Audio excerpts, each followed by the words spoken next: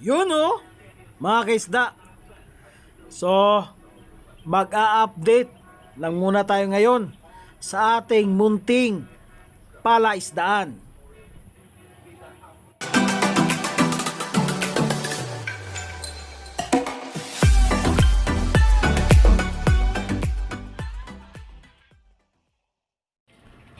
Good day mga kaisda. Good day sa ating lahat. So, napakagandang araw mga kaisda, no? Napakaganda ang sikat ng araw. For today's video mga kaisda, ay mag-update lang muna tayo sa ating fries, juveniles, and mga guppies mga kaisda, no? So, bago ang lahat mga kaisda, ay magsha-shoutout muna tayo sa ating mga bagong kaibigan na naman. So, shoutout kay Dins Gapi. Idol Dins, shoutout sa'yo. At shoutout din kay Niso Sanusi Kimado. Idol, isa shoutout kita ulit, Idol. Dahil lagi kang nandyan sa ating bagong upload na video. Lagi kang nanonood. At shout out kay Lord Dwayne Alday. Shout out sa iyo, Idol Lord Dwayne. At shout out kay ETC Channel. Idol, shout out sa iyo, mga kaisda, no? So yan po ang ating mga bagong kaibigan, no, na sina-shoutout natin. So, kung gusto nyo po ma-shoutout ulit at ma-shoutout ko kayo, please comment down below, mga kisda, no? At para ma-feature din ang inyong barracks, punta kayo sa description, mga kisda. Andun po ang aking FB account. At saka, mga kisda, sa hindi pa nakasubscribe sa aking YouTube channel, please subscribe to my YouTube channel, like, share, and comment down below. At don't forget to hit the notification bell para updated kayo sa aking mga bagong upload ng mga video. So, back to topic na tayo mga kisda. Ito ngayon ang ating roast tail. Hindi sila masyadong nagpapakita, no, dahil sa silaw, no, napaka silaw talaga, no, mga kisda. Pasensyahan nyo na mga kaisda, no, dahil soon pag tayo naman mag video, gagawin natin yung lahat na para makita talaga ninyo ang ating content, no, ang ating isda talaga, no, mga kaisda. So ito po ang ating albino full red. So nagpapadami po ako ngayon nito, mga kaisda, no, at makikita nyo po yung mga fry nito is may kulay na yung iba, mga kisda. Juby na po yung iba. Padadamihin pa natin to sila, mga kisda. So yung iba nasa ibabaw, sa ilalim, mga kisda, no? So yan po ang ating albino full red. At napakamura lang po ang bili ko nito. 50 ang trayo, mga kisda, no? So ito naman po ang aking original breeder ng aking HBB. So, wala akong planong lipat dahil hindi naman sila gaano kadami, pero andyan talaga sila. Hindi sila gaano kadami, pero magandang klase, no? Mura lang po ang aking binta dyan. Dati is 80, ngayon 50 na. Sasabay na ako sa kanila, no? Yung nauna sa akin, ang binta nila is 50, yung HBB. Half black blue. Mga kaisda, 50 yung trayo ang bintahan dito. Napakamura talaga. So yung binta ko sana is 80, sasabay na ako sa kanila, no? 50 na din ako, mga kaisda, dahil wala na tayong mga gawa hindi na din yan mapapansin dahil marami na pong nagbibinta ng mura dito sa Bukidnon area, mga kaisda. So ito naman ang aking ABT, albino blue tupas. Padadamihin natin yan. Hinahayaan ko lang sila dyan, mga kaisda. yung isang female natin is medyo buntis na, no? So marami tayong halaman diyan. Siguro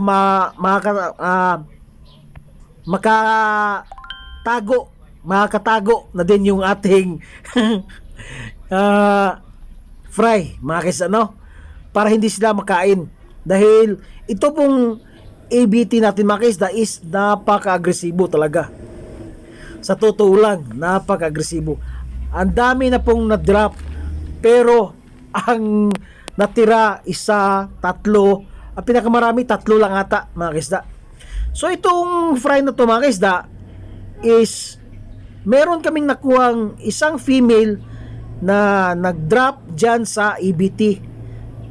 Kaso buti na lang hindi naubos, no? So madami po yan sila, mga kisda, no? So titingnan natin kung anong resulta dyan, dahil ibang klaseng female yun napunta doon, no? So ito naman ang aking pinakamurang P-dirt. So meron tayong isang kaibigan na nag-comment sa atin na yung P-dirt doon sa Luzon is 300 per trayo. So sa Bukidnon is nakuha ko lang po ito ng 50 ang trayo. Napakamura, mga kisda. Makikita nyo naman, hindi siya reject. Napakagandang klase po yan, mga kisda. Napakagandang klase po yan, sa totoo lang. So papadamihin natin yan. Meron na ding mga fry. At ito naman, mga kaisa, ito yung aking experiment, mga kaisa, no? Hinayaan ko lang sila dumami dyan. Sa totoo, ang sobrang dami na po nila dyan, mga kaisa. So merong isang trapan din dyan na ganong klase. So ang plano ko is ililipat ko dyan para isa na lang sila, no? Hahayaan ko lang silang dumami. Soon, pag uwi ko, matagal pa naman, at titingnan natin kung meron ba mga potensyal, no?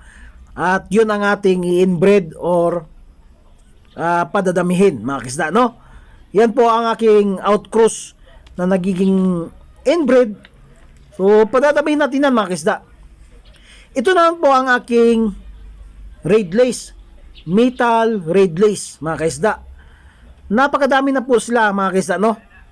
Magandang klase, hindi kayo magsisisi.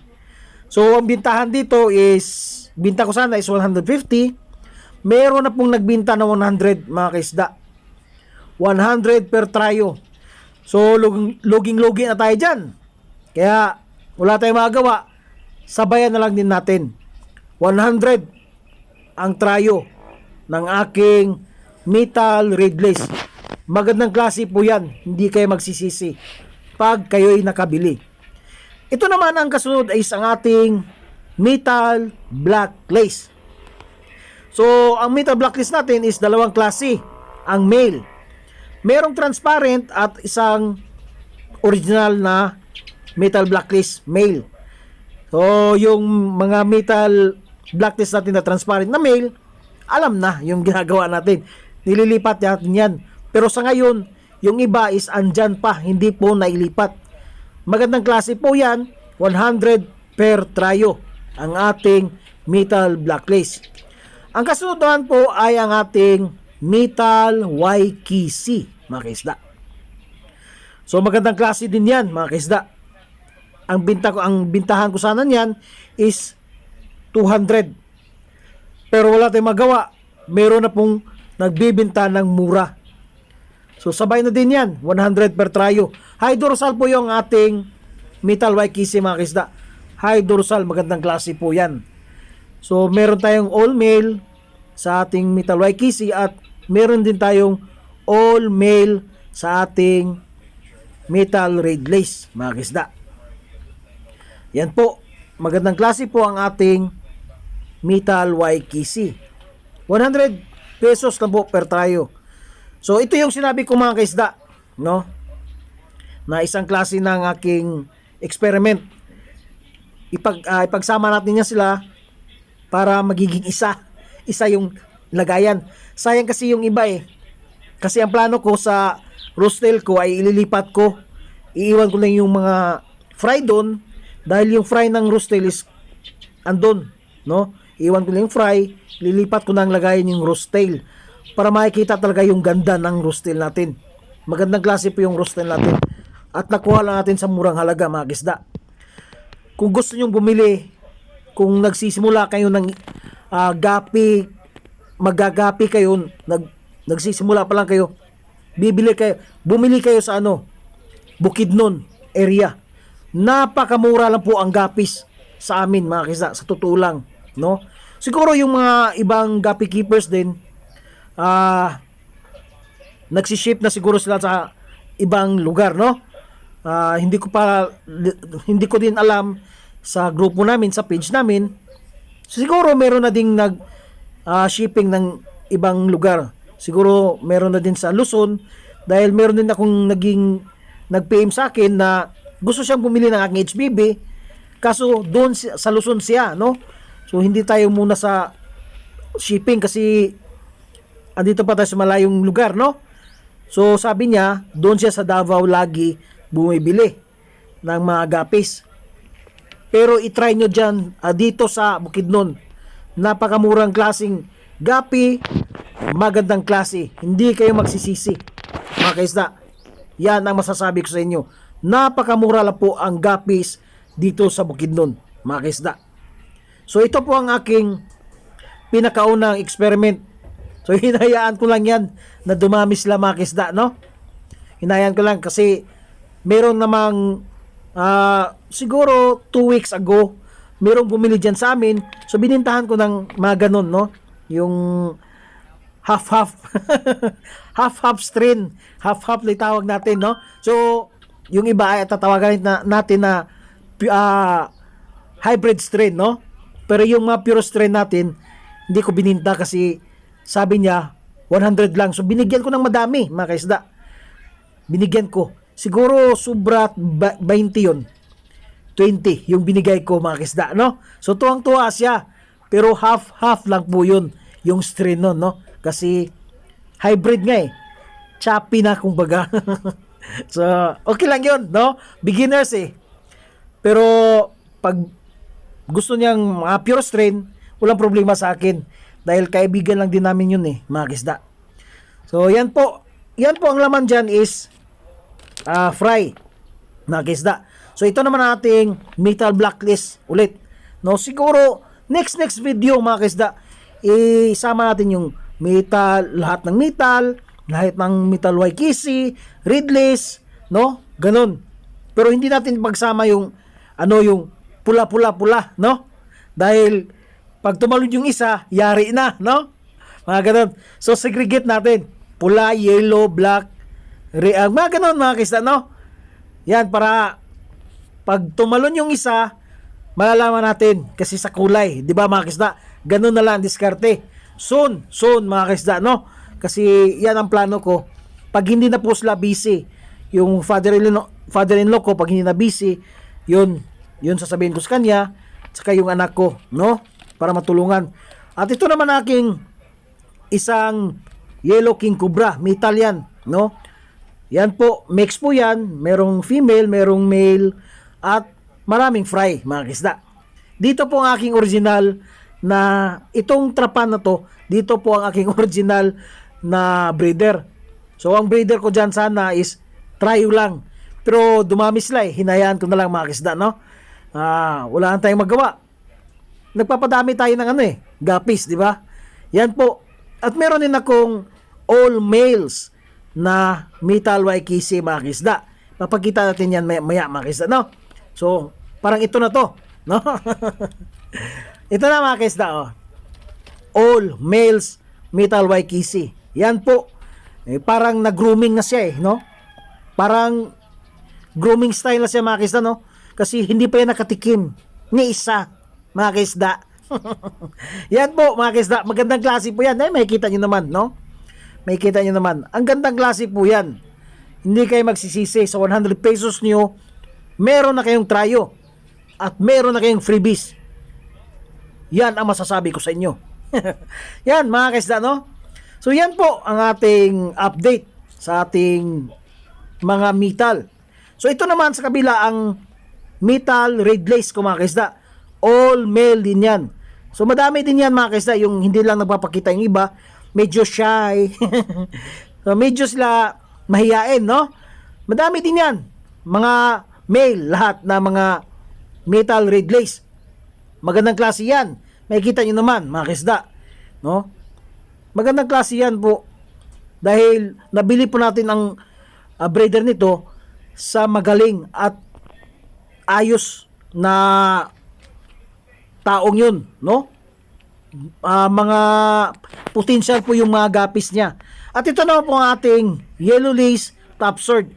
Makikita nyo naman yung ating male, di ba? Nagpapasikat ang haba ng sword, mga kaisda, no? Napakahaba yung sword. So hinayaan ko lang yung mga fry dyan. Dati is kinukuha natin, hinayaan ko lang dahil hindi naman sila nangangain. Pera lang sa ating mga albino, mga kaisda. Dahil yari talaga yung ating pag-albino, no? Yari talaga yung ating fry, no? So, yan po ang ating yellow lace top sword. So, dito naman mga kaisda sa baba, ito po yung aking original breeder na aking metal YKC. Hindi, metal black lace. So, ang plano ko nito is ililipat ko yan doon sa mga metals na lahat na metal black lace, no? Ayan. Ito po ang nasa breeder ko dito. Medyo madami-dami danin yan, mga kaisda. Dahil yung mga fry dyan is hindi na namin kinuha. No, meron na nga yung jubi, mga kaisda. So, kukunin namin yan at ililipat sa kanilang strain, mga kaisda, para mailagay natin yung ibang mga gapis na may mga fry na din, no? Gaya ng aking albino silverado red, mga kaisda. Makikita nyo yan mamaya-maya dahil yun ang latest na gapis natin, mga kaisda, no? Nabili na natin ng 40 pesos ang trayo, no? So yung silverado na yon binili niya ng 30 pesos sa may-ari at bininta din sa akin ng 40 pesos per trayo. Napakamura, napakagandang klase, mga kaisda. So ito po ay ating experiment, no? Hinayaan ko lang yan. Pinapadami ko lang yan sila. Dahil kung merong bibili na pangpakain sa monster nila, walang problema. Bibinta tayo. 5 pesos each. Yan lang po, no? 5 pesos each ng ating mga chapi-chapi, no? Na mga gapis, mga kaisda. Pero meron akong titingnan muna dyan, no? Saka nga tayo mag-release. Dahil experiment ko yan, eh. So ito naman po ang ating flamingo, mga kaisda. Oh, yan po ang ating flamingo. Oh, hinahayaan ko lang yan na sila dumami dyan, mga kaisda. No, meron na ding mga fry. Ito yung freebies ng aking albino full red, mga kaisda. Yung pinakauna kong gapis. Ang pinakauna kong gapis talaga is yung chops. Tapos bumili ako ng yellow lace top sword. Yun. Hanggang nakabili ako ng albino full red. At freebies po yung ating flamingo. So ito yung sinabi ko sa inyo, mga kaisda, yung aking albino silverado red. Merong fry na po yan, mga kaisda. Merong dalawang fry yan. Buntis na po yung mga female.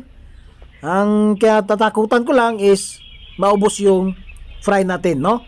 So may dalawang fry yan. Ang nakita ko yan sa ibabaw at saka sa taas at saka baba. Bisaya.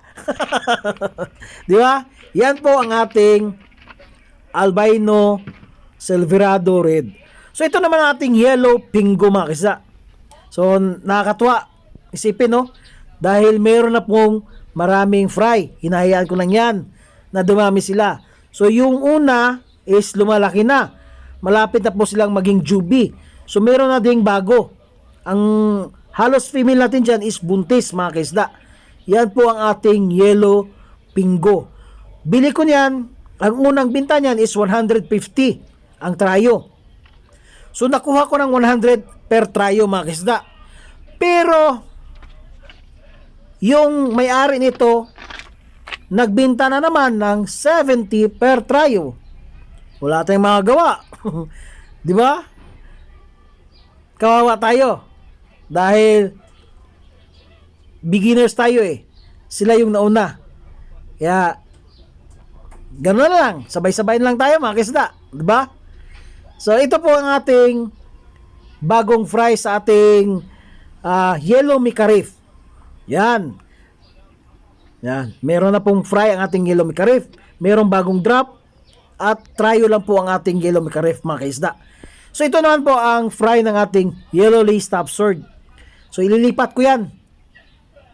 Ilagay ko yan sa mga breeder mga kaisda. No? Kasi unfair eh. Ang daming fry doon tapos sila nilipat lang, no? Ililipat natin yan mga kaisda, no? So nakakatuwa, no? Joke lang tayo kunti. Tapos itong dalawa dito mga kaisda ay nilipat ko po yan sa ref tub. Wala na yan eh. Choppy yan mga isda eh. Wala tayong magagawa. Choppy yun eh. So ito naman ang ating Gapi Koi. Platinum Gapi Koi mga isda. So meron tayong bagong tatlong jubi na nilagay na natin dyan, no? Mga isda, no? So naghihintay na naman tayo na mag-drop sila. Mga isda, yung ibang female dyan is medyo buntis na. So, inaabangan natin yan na mag-drop para mailipat natin sila mga kisda. At saka yung ibang na-drop nila is nagiging jubi na din yung iba. Meron na pong mga kulay. Makikita nyo yan maya. So, ito naman ang ating dragon. So,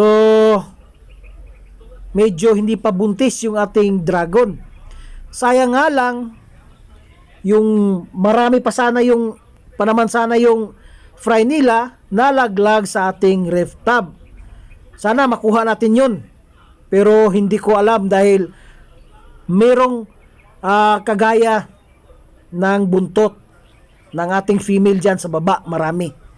Pero hindi natin yun makukuha mga kisda. Hintayin na natin na mag-drop sila ulit. At hindi natin kunin, no? Dyan lang natin palalakihin. At ito naman ang aking fry at jubi ng aking AFR mga kisda, no?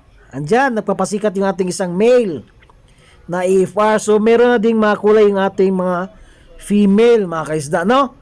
So, sana mag full read talaga sila mga kisda.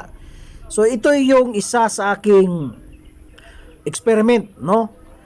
So, yung una yung nakikita dito, yung magandang klaseng female natin, sa 12 is bago siya nag-drop, namatay, no?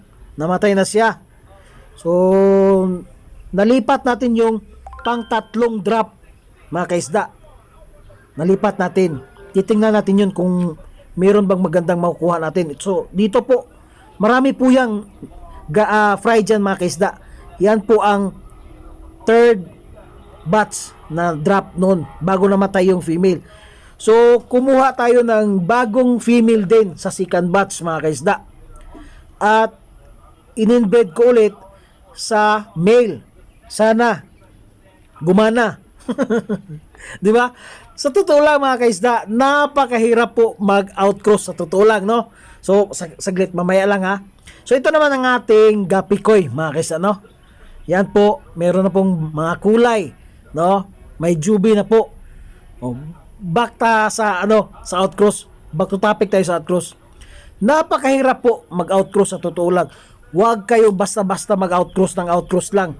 Dahil masasayang po ang strain ng inyong gapis. Kagaya sa akin, no?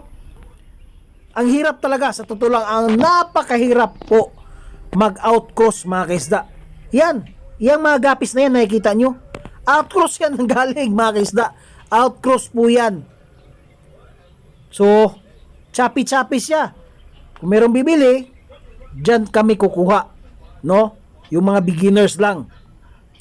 So, binta ko niyan is 10 pesos lang po yung malalaki. Pero pag pakain, 5. Pero pag mga kaisda, decoration niya, 10 pesos yan. Diba? Magkaiba. Napakahirap sa totoo lang, napakahirap po outcross dahil masasayang lang yung oras mo. Sa totoo lang, meron kang gustong makukuha, ang hirap pang makuha. Ang hirap mag-stable. Gaya nung aking bottom sword na gusto kong i-stable. Napakahirap. So ito naman ang ating metal black lace, no? Ito yung isa sa pinaka madami kong gapis. Metal black lace. So medyo nakikita na kasi nag-open ng light sa CP yung ang aking anak. So yan po, makikita nyo. Yan, nakikita nyo may transparent na mail, no? Hindi nakuha.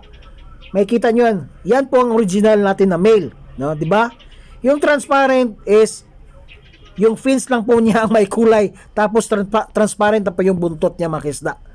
So ito naman ang ating metal red lace, no?